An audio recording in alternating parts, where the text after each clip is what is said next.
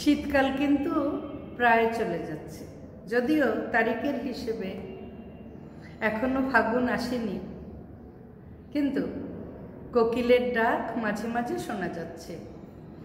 মাঝে মাঝে সারাদিনে একবার দুবার ফ্যানের সুইচটা টিপতে হচ্ছে, তাই না বন্ধুরা? এই সময়টা শীতের বিদায় আর বসন্তের আগমনের মুহূর্তে আমাদের দেশে, বাংলাদেশে এই প্রাকৃতিক পরিবেশে পিকনিকে যাওয়ার হিড়িক পড়ে। বনভোজনে যায় সবাই। এখনকার বনভোজনে অবশ্য বনের চাইতে বাংলো বাড়ি টাড়ি বসার পাকাপোক্ত ব্যবস্থা এই সমস্ত থাকে। আমাদের ছোটবেলায় আমরা যখন বনভোজনে যেতাম, বিশেষ করে স্কুল কলেজ ইউনিভার্সিটি লাইফে, সেই পিকনিক বা বনভোজনের মজাই ছিল আলাদা। হ্যাঁ,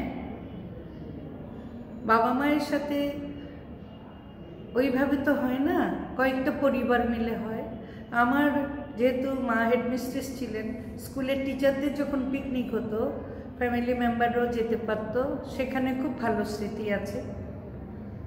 সেই মনে আছে একবার সীতাকুণ্ড গেলাম, কত উপর পর্যন্ত বাস যেতে পেরেছে, তারপরে অনেকে হেঁটে হেঁটে গেল। শুনতে পেয়েছি এখন নাকি প্রায় একদম হিন্দুদের ওখানে একটা তীর্থস্থান আছে, প্রায় ওই পর্যন্তও গাড়ি যায় এখন। ইচ্ছে আছে আরেকবার যদি যেতে পারি।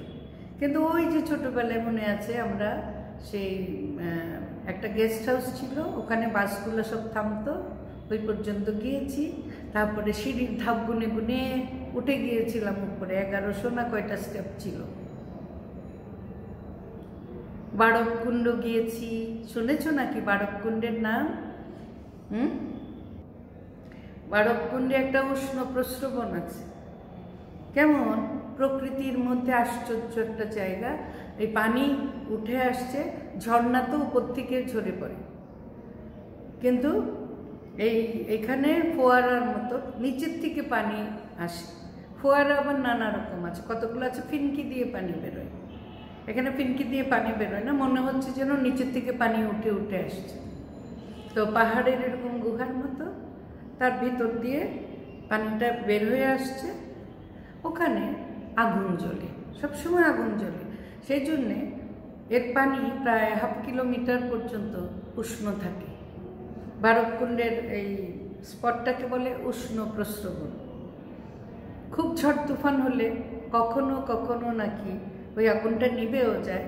যদি নিভে যায়, আবার কেউ একটা দেশলাই কাঠি জ্বালিয়ে ছুঁড়ে মারলে আগুন জ্বলে ওঠে। এটা প্রকৃতির কোনো রহস্য অবশ্যই।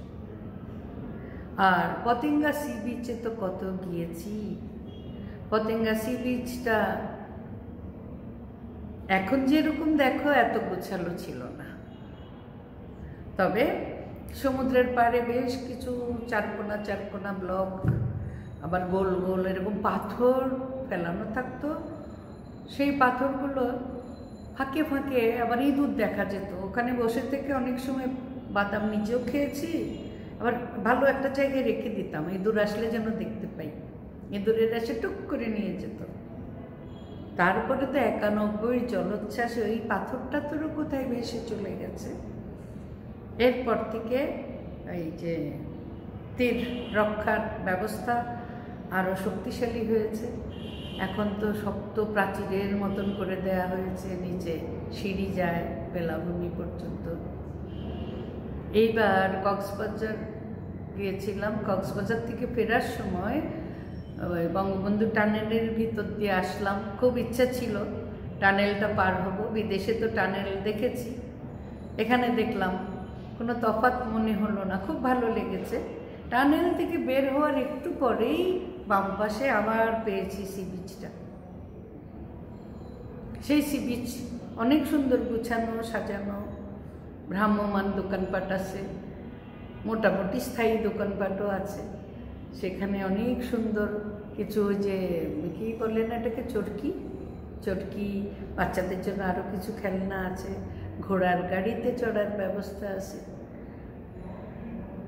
ঘোড়ার গাড়িতে চড়েছি। আমার ছেলে বলল, মা ঘোড়ার গাড়ি চড়বা? আমি বললাম জীবনও চড়ি নাই, শৈশবে কিশোরীকালে, যুবতীকালে কোনোদিন চড়িনি, এখন আমি সিঁড়িতে উঠতেই ভয় পাই, আর তুমি বলছো ঘোড়ার গাড়িতে চড়ার কথা।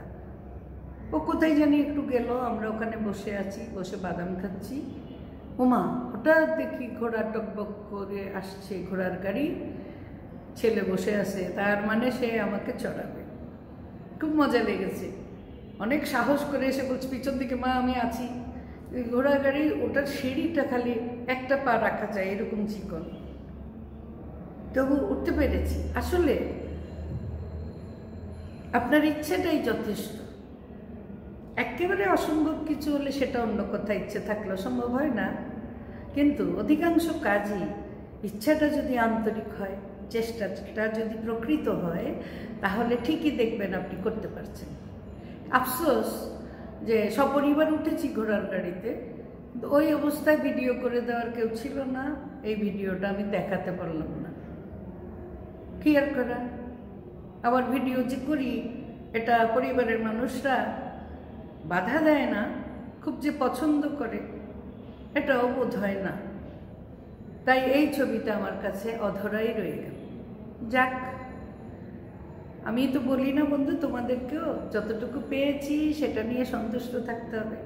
তাইলে এত দীর্ঘ জীবনে যে সুযোগ কখনো হয়নি, এই অবসর জীবনে পদার্পণের আগে আগে এই সুযোগটা ছেলে করে দিল, ঘোড়ার গাড়িতে ঘুরিয়ে আনলো। তারপরে চিটাগাঙ্গে একটা ফ্লাইওভারে চড়লাম, 20 মিনিটের বেশি চললো গাড়ি, চিটাগাং শহরের এক প্রান্ত থেকে আরেক প্রান্ত এত দ্রুত চলে আসলাম যানজট মুক্তভাবে, কিন্তু কোনো টোল দিতে হলো না। মানে ফ্লাইওভারটা সম্পূর্ণ হয়ে গিয়েছিল, টোলের জায়গাটাইগাও রেডি ছিল, উদ্বোধন হয়নি, এরকম পরিস্থিতিতে পট পরিবর্তন হলো, তো এটাও দেখে আসলাম। তোমাদেরকে এই সিজনে অনেকগুলো জায়গার কথা কিন্তু বলে ফেললাম বন্ধুরা।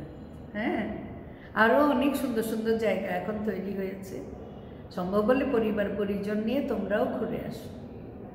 এই সিজনটা একটু ঘোরাঘুরির জন্য, বেড়ানোর জন্য খুব ভালো। আবার রমজান মাসও এসে যাচ্ছে সামনে, আমাদের খ্রিস্টানদেরও উপবাসকাল এসে যাচ্ছে, তাই ফেব্রুয়ারি মাসটার মধ্যে, এই বছর 25 সালে ফেব্রুয়ারির মধ্যে এই আবহাওয়ায় বেড়ানোর সুযোগটা নেওয়া দরকার। এরপরে তো গরম চলে আসবে, তখন আবার অন্য কিছু। বেশ কিছু বেড়ানোর বিবরণ বললাম সংক্ষেপে, কেমন লাগলো জানাবে। আর তোমরা যারা বাচ্চা কাচ্চারা আছো তারাও বেড়ানোর এই সুযোগটা নিও। কেমন? ভালো থেকো সবাই, অনেক অনেক ভালো থেকো।